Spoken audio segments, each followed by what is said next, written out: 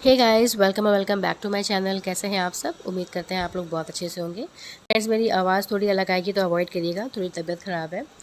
तो मैंने एक ऑर्डर प्लेस किया है, ₹1 में कॉम्बो मिल रहा था तो मैंने फटाफट से ऑर्डर प्लेस कर दिया। तो जो फर्स्ट जो प्रोडक्ट है ये है माइग्लैम का मेकअप सेटिंग स्प्रे। इसका जो एमआरपी है वो है 299, इसको मैंने 249 रुपीज़ में ऐड किया है। और 1 रुपीज़ के कॉम्बो में जो मैंने फ़र्स्ट प्रोडक्ट लिया है ये है माइग्लैम का 10% नियासिनामाइड फेस सिरम। सिरम बहुत ही अच्छा है, बहुत ही जल्दी स्किन में एब्जॉर्ब हो जाता है, बिल्कुल गायब हो जाता है फेस से। और जो सेकंड प्रोडक्ट है ये है एलआईटी की वेलवेट लिपस्टिक। अगर आपको मैट लिपस्टिक पसंद नहीं है तो आप ये वाली लिपस्टिक ज़रूर से ट्राई कर सकते हैं। यमी इसका शेड नेम है और बहुत ही प्यारा सा पिंक न्यूड कलर है इसका। मुझे ये काफ़ी पसंद आई है।